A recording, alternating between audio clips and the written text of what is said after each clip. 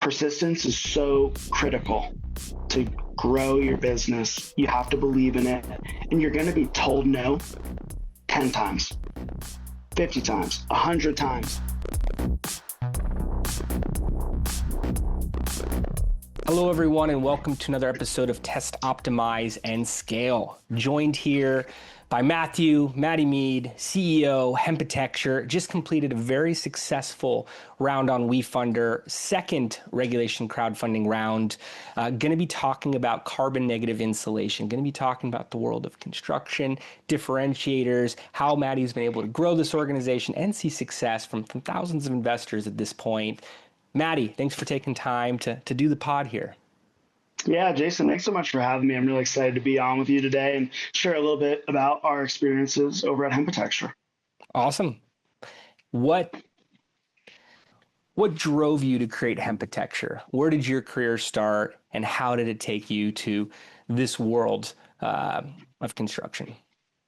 Jason, it's a little bit of a roundabout journey, but I think it's worthwhile to take you and the listeners on that journey because I think it points to startups can start in unlikely places. And for me, that was in my college dorm room. I was an architecture student studying architecture and also environmental sciences at the same time. And I learned that we have this really big problem in our built environment. And it's that buildings and their operations, they're responsible for 40% of our domestic carbon emissions. And so when I started looking at the pie chart, that was more than manufacturing industry, more than transportation. And I said, wow, this is such a big problem that also presents a really great opportunity. So I started to ask questions about what's the solution for this embodied carbon problem or this operational carbon problem in our built environment. And I kept coming back to rapidly renewable resources. Mm-hmm. I started off with really no preconceived notions of, what was good or what was bad. I just wanted to get to an answer of what is a great pathway forward. Yes. And so my senior year of college, I did a thesis study that I called The Contemporary Relevance of Earth Architecture. And I asked the question, what did people build with before we invented modern ways of doing things? And the answer now in hindsight, it seems quite obvious. People built with what they had around them. They built with the earth. In some regions, maybe they built with stone. In other regions, they might have built with rammed earth or clay. But what was really, really interesting to me, Jason, was the use of rapidly renewable plant matter to build homes and create materials. So across the world, this could be flax, kenaf, jute. These are all crops that grow in one season. Bamboo is a great example of one. I think people are very familiar with bamboo.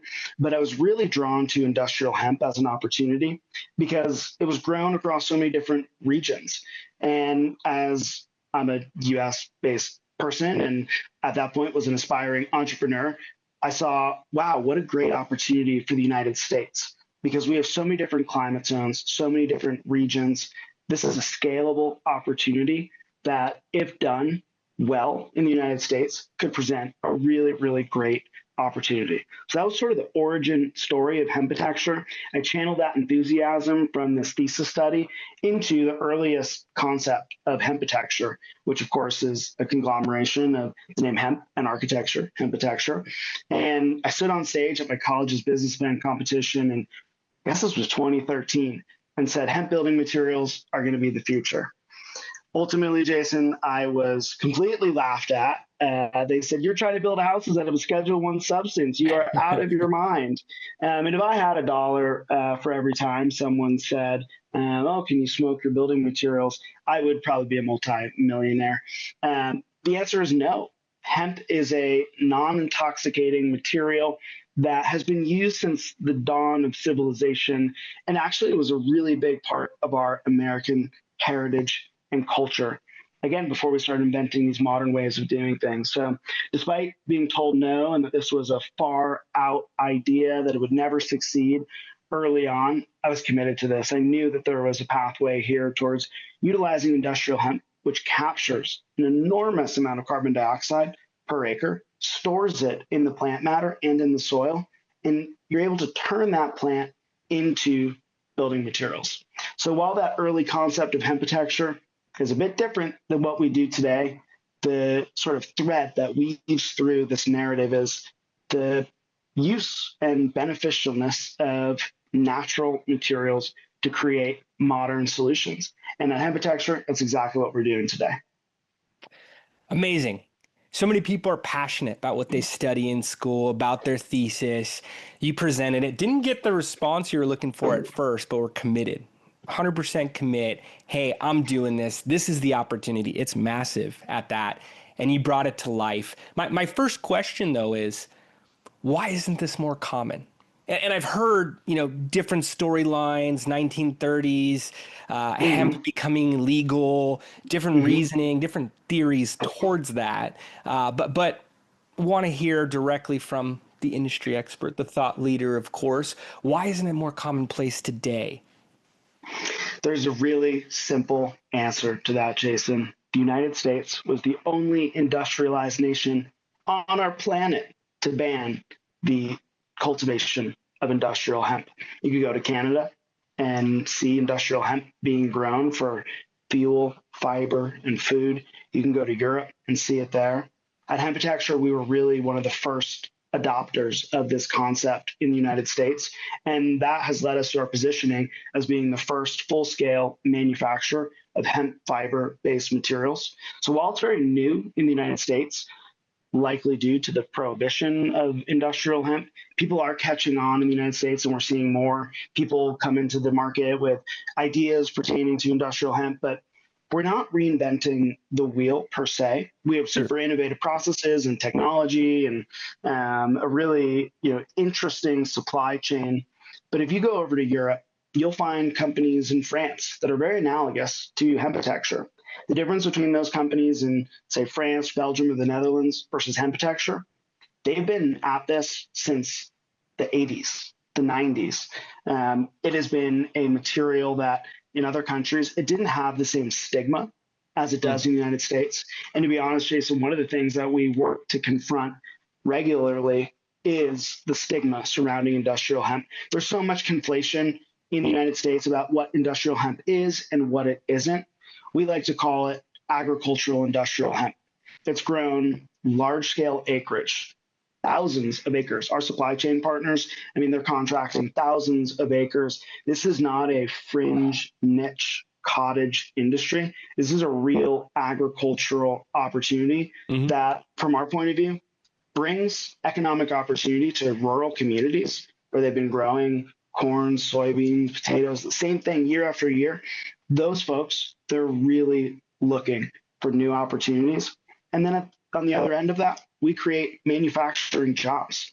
I think that is a really American story, and we're proud to be at the vanguard of that here in the US.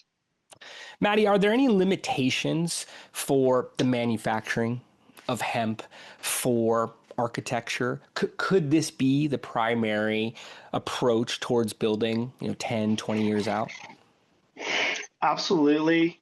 When I first started Hempitecture, I had grandiose visions that hemp building materials would sweep the nation and that in 20 years' time, all homes would be built with some element of industrial hemp. And I think it's certainly possible, but I think it is fair to be realistic about the limitations. So let's just talk about where we're at today and where we're going.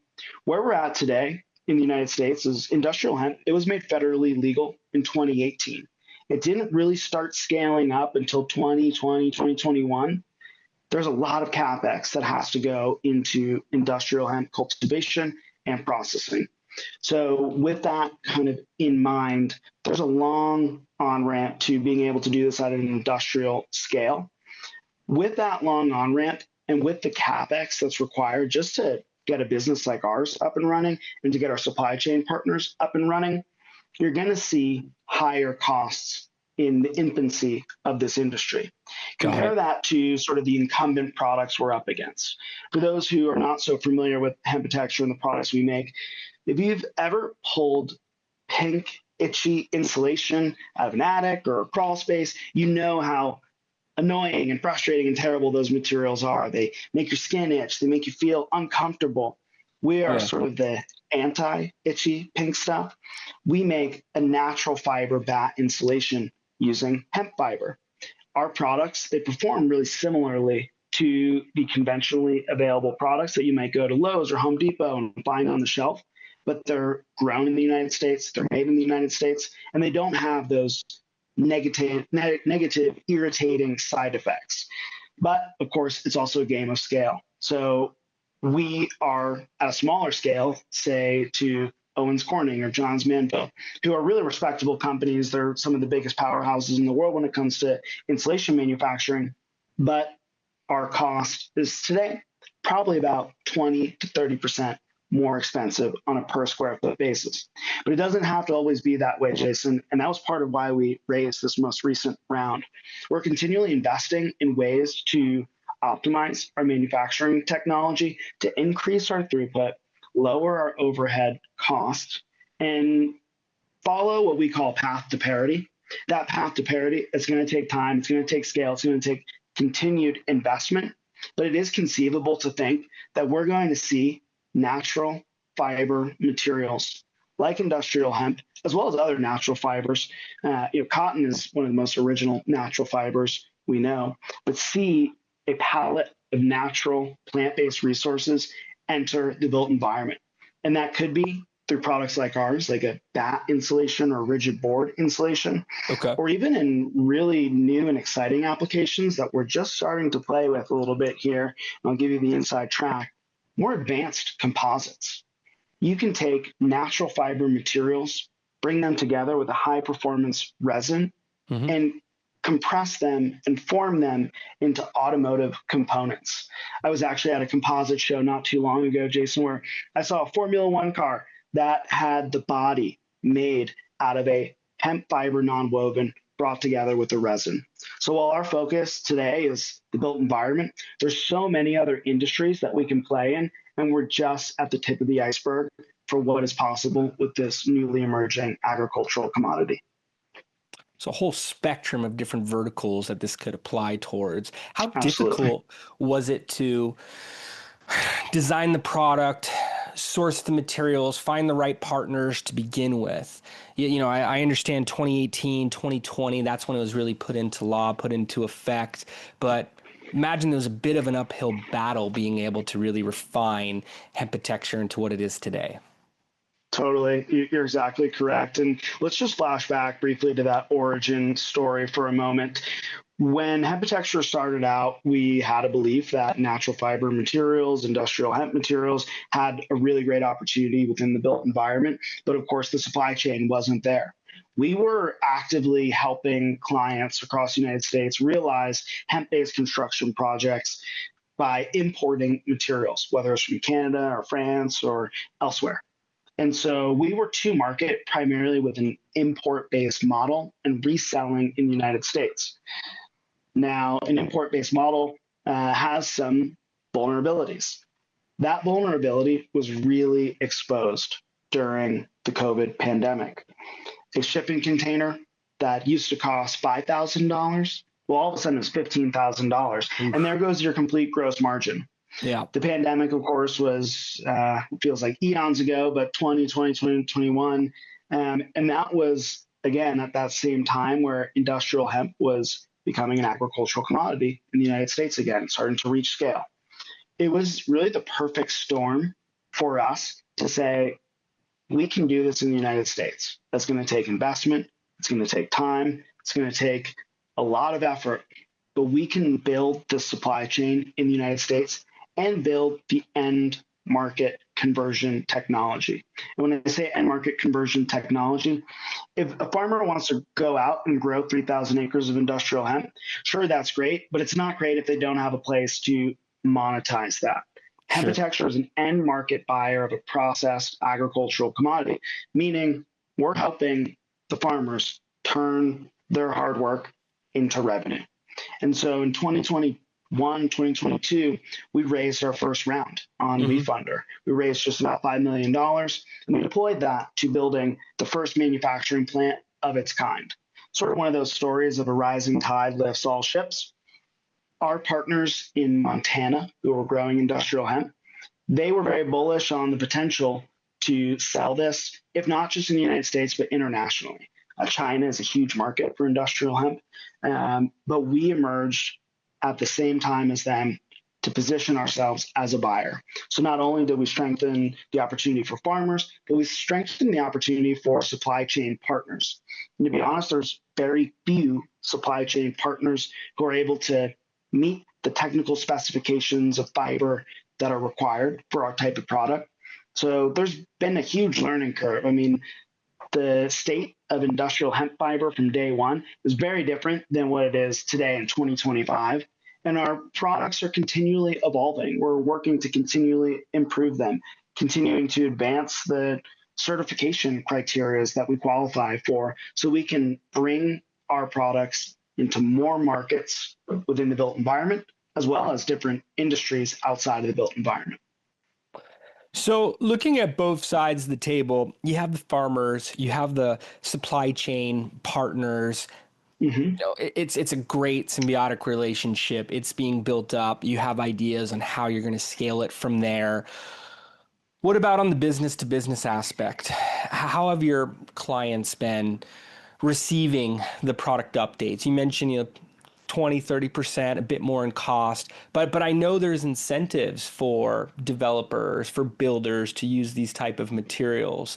And as a marketer, I know it fits directly into their narratives and how they're conducting their business. But can you speak a bit to the response you've been getting in business development conversations? Yeah, absolutely. B2B is such an important component for a manufacturing business because it's a indicator of recurring revenue. Having recurring revenue is very encouraging to other investors, but to get B2B revenue, you have to validate your product. You have to incubate these relationships. So Hempitecture actually started off with kind of a unique model. It's very different than what anyone else is doing in building materials. We started off with a B2C model where we built an online platform that allows customers to purchase insulation, which is a big, bulky product, and ship it directly to your house, almost as though you were ordering a product off of Amazon. But there's a lot of logistical complexity to this. We make it sound easy. We made it easy for our customers, but we're booking full truckloads or less than truckload freight and having it shipped directly to customers so they don't have to go to a Home Depot or a Lowe's.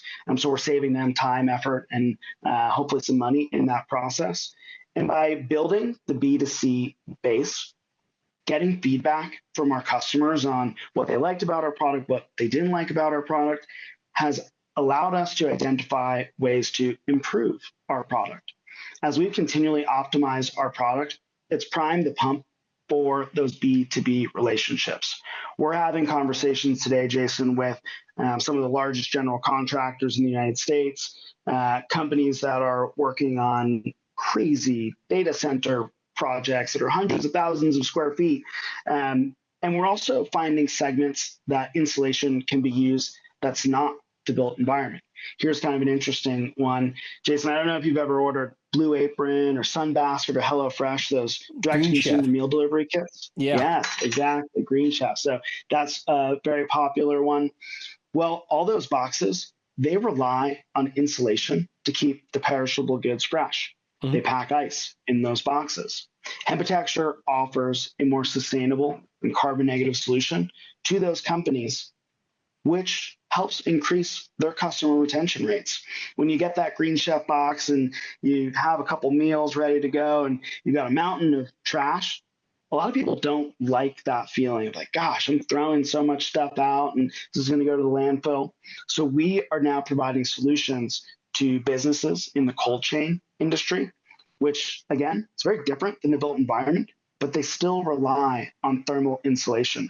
And that's been a really promising segment for us. We started this just about this time last year. I think it was Memorial Day weekend last year. We got one of our first full truckload orders. Since then, Jason, we've fulfilled 60 full truckloads of cold chain insulation for partners across the United States.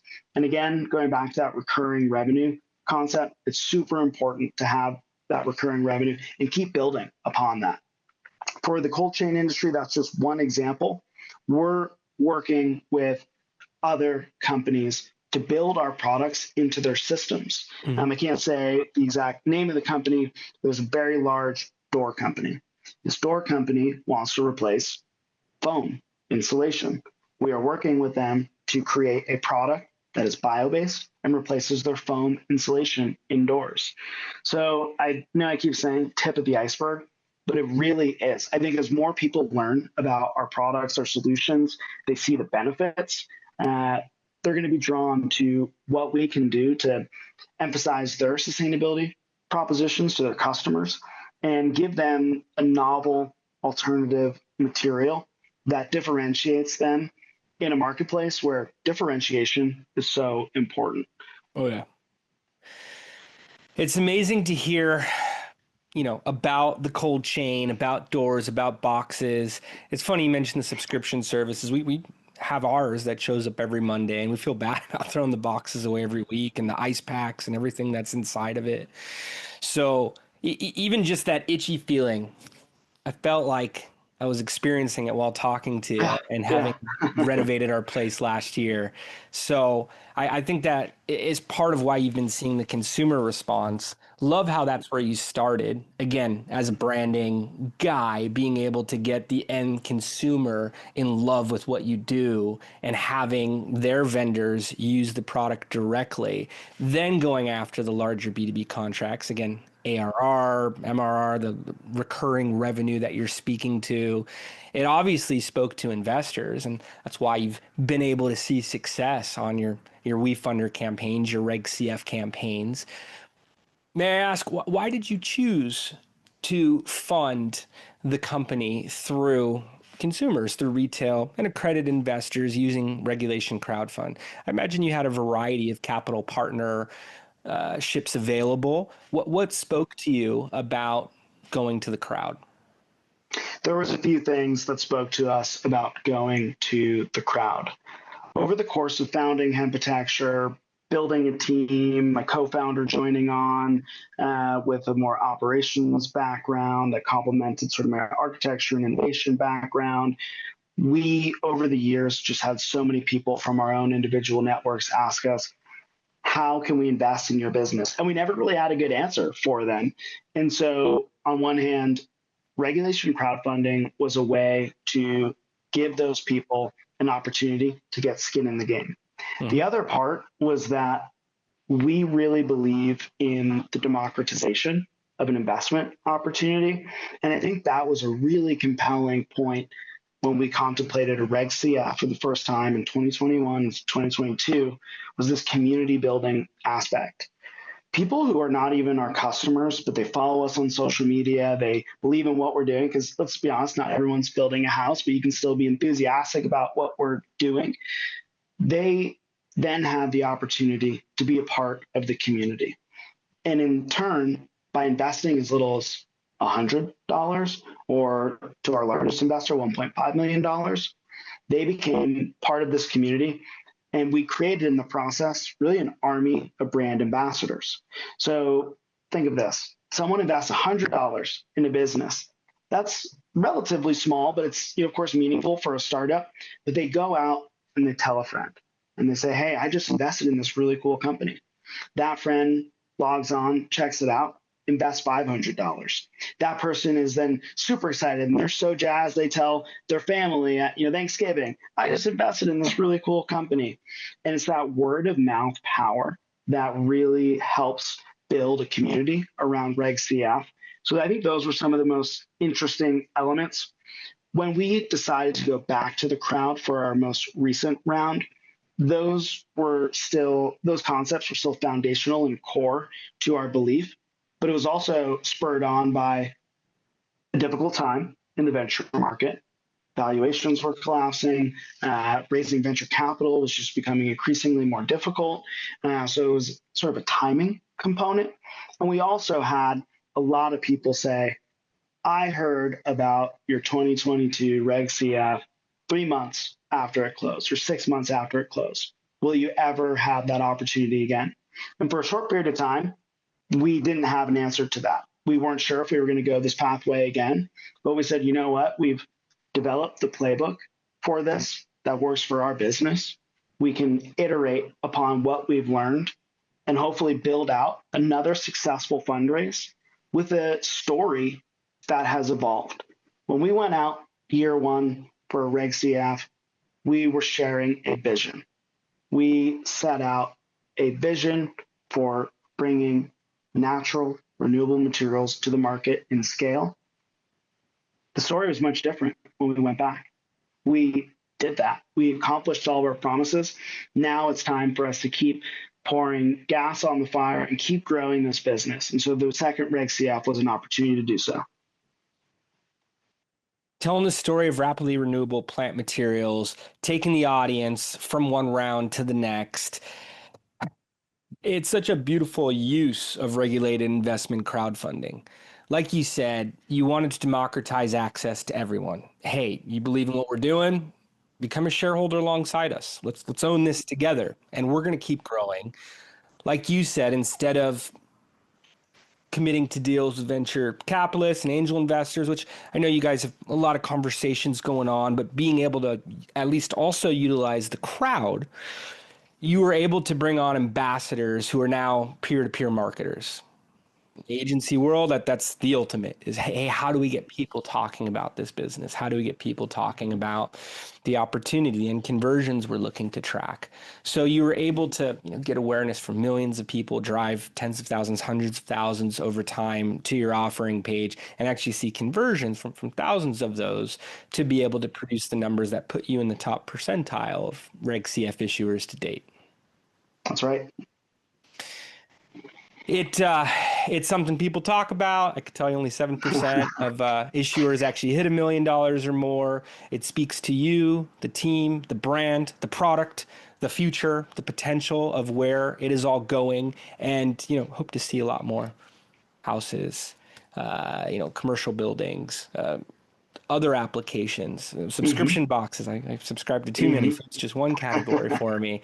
You're talking about automotive, all of the different places you can go with this. So it's marketing for a cleaner world as a whole. And I don't mean to overstate that, but we try to work on a lot of these impact investing campaigns, and you're physically doing it. It's exciting to watch. Thanks, Jason. Really appreciate that.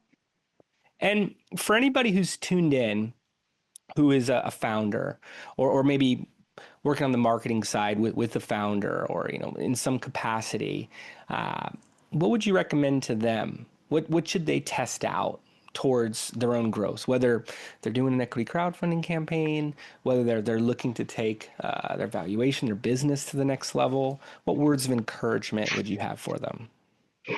I'd like to start maybe with just a kind of overarching belief or thought that applies to all entrepreneurs. And then I'll get into, I think, more actionable insights. I think to be a successful entrepreneur, you have to have persistence.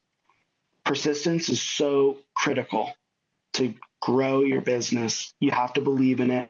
And you're going to be told no 10 times, 50 times, 100 times. Again, going back to that origin story, Jason, I stood on stage in front of 250 people. I was laughed at. 2013. I thought this is it. This is, I was told no. And I went to another business plan competition. I made it to the top 3. Again, didn't win. I was told no so many times. When we started to have conversations with venture investors, it was a little bit of Goldilocks. You're too far along. You're not far along enough. Your revenue is too high for us. Your revenue is too little. So you have to have persistence. If you have that persistence and you believe in what you're doing, then you can really dig in and iterate upon how you can grow your business. At Hempitecture, the vision from day one is a bit different than the vision from today, but ultimately through that iterative process of whittling down what didn't work to what works, we found our sweet spot in the market. As a founder, there's a few things that I also wish I knew going through this journey. One of which is collecting emails, collecting communities. It's so important. Build your database, build your mailing list. Keep people in the loop about what you're doing. I think I heard a statistic, Jason, when we were in our crowdfund, and I don't want to misstate it, but I think it was 10,000 emails will convert to 100 investments or something like that. And it just goes to show that it's a volume game. It's a numbers game. Yes. And so building a community is so important to a successful Reg CF campaign. So over the years, we've developed a 25,000 plus person strong email list. That was really, really important for the success of our Reg CF campaign. Now, when it comes to setting a valuation, raising capital, that's one of the hardest things to do. And I think that's also one of the reasons why a Reg CF model is interesting and works well, because you're raising through a Reg CF safe. You're sort of delaying some of the unknowns, and it allows you to have time to build out the value in your business. In 2022, when we raised, we had a different valuation because we had nothing fully to speak of aside from, a little less than $1 million in revenue. We didn't have a manufacturing plant. We didn't have novel, innovative products, but we went out, we did everything that we said we were going to do because we were committed, we were persistent, and we then reached that next plateau. So there's a few things there. I think persistence, though, has to be an underpinning philosophy for you to be a successful entrepreneur. I can't tell you how many times I speak to a founder and they said, hey, we've tried equity crowdfunding, we've tried this, and I could see that persistence lacking. And in many cases, we've been able to join forces with them, work towards those next stages. But it's such great advice. I use the word grit quite a bit, talking Absolutely. about founders, CEOs, and I say the most successful campaigns have the most proactive leadership, the most proactive CEOs. And that's definitely been a present in your campaign. And since 2013, I mean, hearing about you up on stage, I could picture it all the way through and could imagine you're being modest about how many no's there were along the way and what that persistence has led to.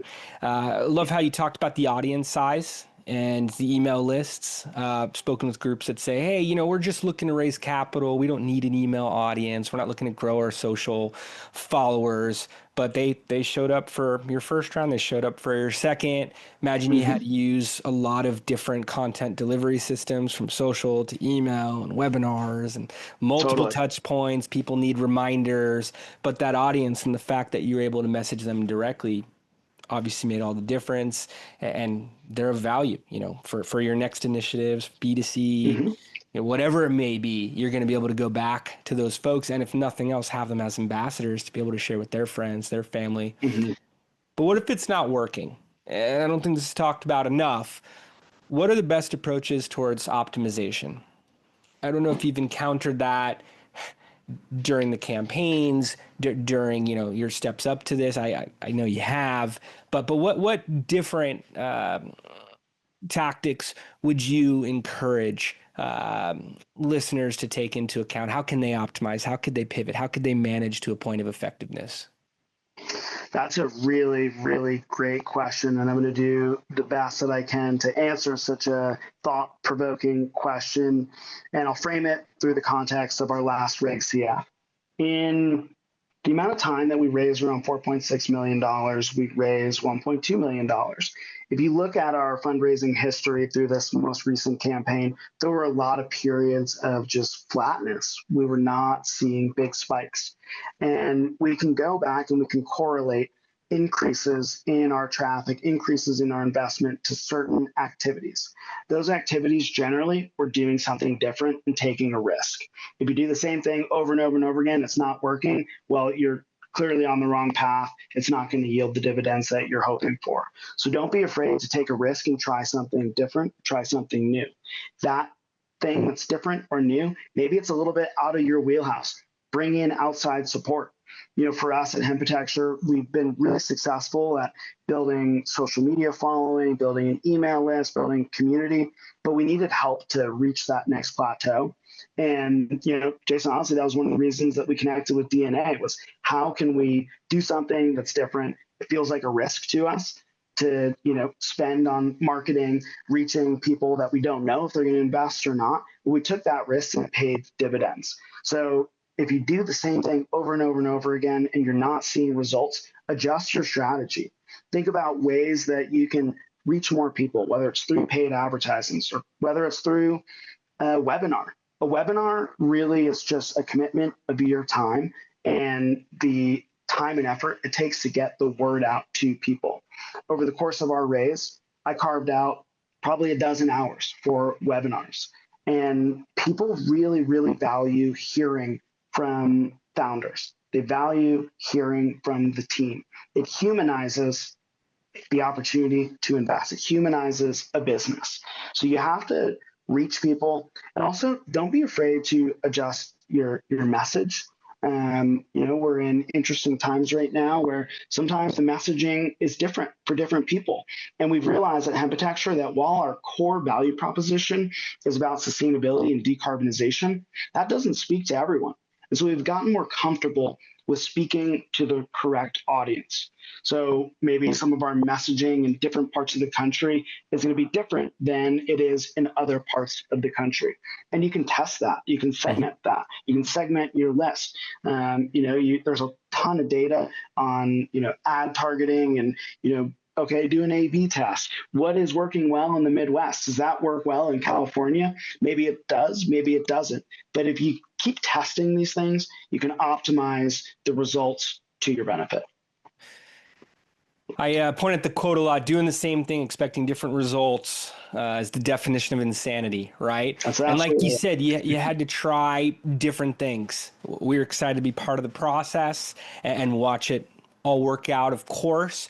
But as you mentioned, it was really you, it was really your message, but to different audiences. Let's change the copy a little bit. Let's change the visuals. Let's do webinars. Let's speak to the audience more. Let's allow them to connect with us versus just what's on the offering page, just the copy. It goes a long way. I mean, investors mention you when they're talking about why they participated. You're part of that story. So giving them the opportunity to be on the same call, to be part of the webinar and hear directly, even type in a question and get it answered.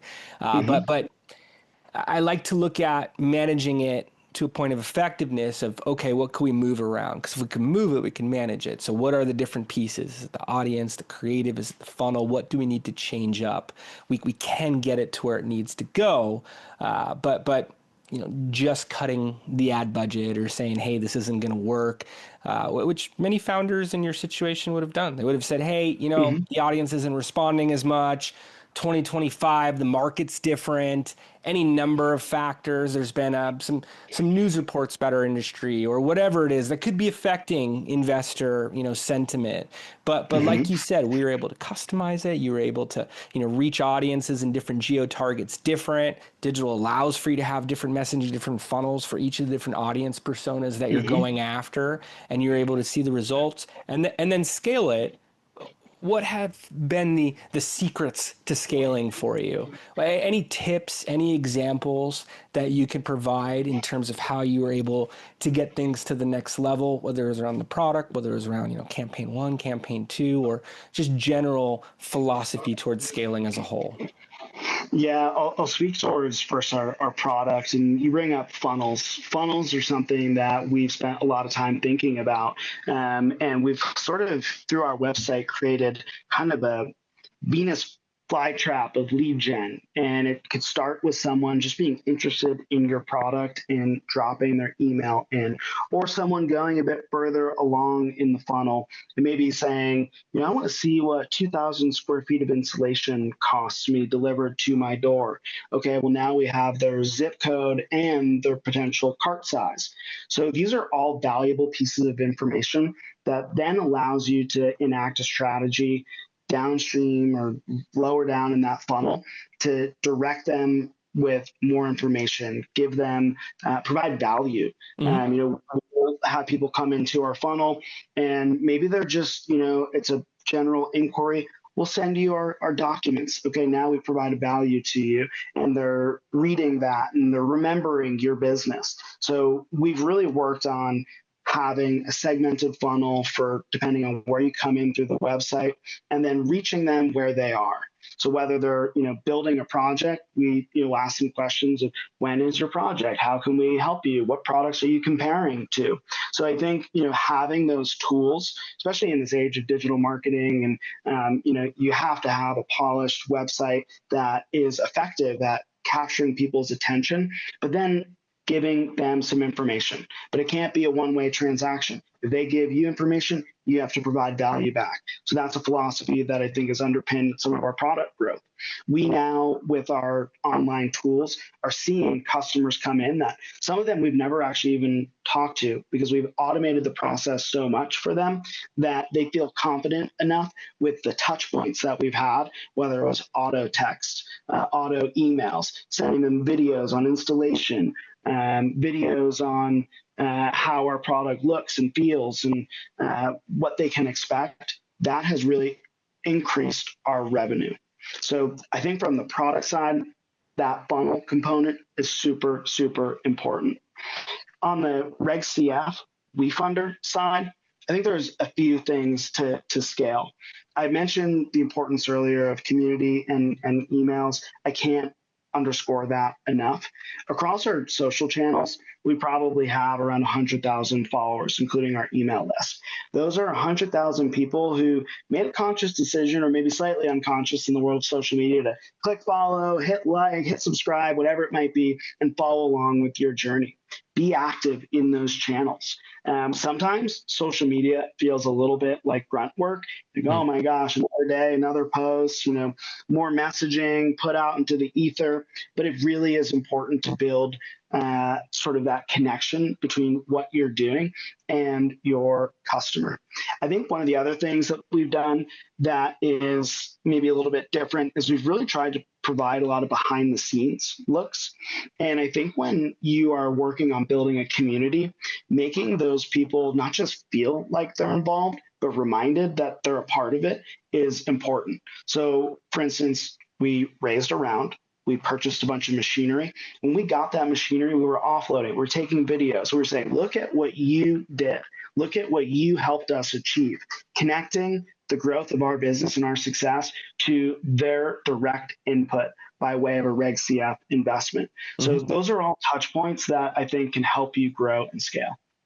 Whether they put in $100 or 1.5 million, they get that ownership. They get that Absolutely. satisfaction and are along for the ride with you. And by being able to identify where in the funnel you're getting the most engagement and doing more of that content, maybe finding other channels, other touch points to get that content to them, you're able to ramp it up. You're able to see, hey, this is what's making the most impact. I'm going to scale it. You guys have done that very successfully, both in the crowdfund as well as on the product side. You're getting videos out. You're getting updates. You're keeping them in the loop, which not every issuer does, and it's showing up on all sides of your business. Absolutely. Mattie, this has been awesome. I appreciate you taking the time to go in depth with us here. Speaking on behalf of the audience, I want to say thank you.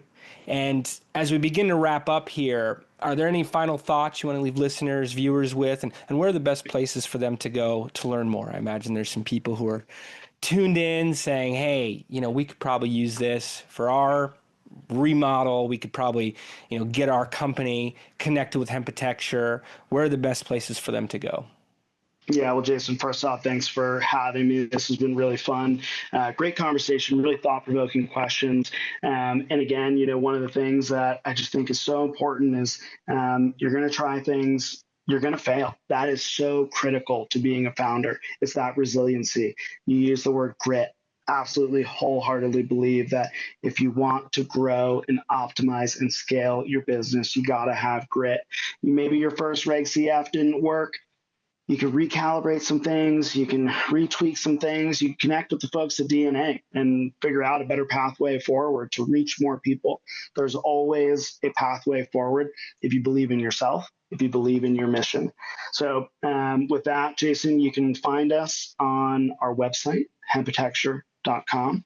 We're active on Instagram, YouTube, Facebook, LinkedIn, pretty much all the social media channels. We haven't cracked TikTok yet. And as one regret I have, we need to get on TikTok because so many people are finding products and new businesses and exciting things on TikTok. It's where people are. So don't be afraid to lean into channels that might be a little bit uncomfortable, but you won't find us on TikTok yet. But yeah, please feel free to reach out. You can contact us through the website. We'd love to hear from you. And if you have a building project going on, we'd love to see how we could be of service to you. It's very kind invitation there. Definitely recommend that everyone takes Mattie up on that, gets in touch with Hempitecture. And Mattie, thanks again. I was taking notes through this.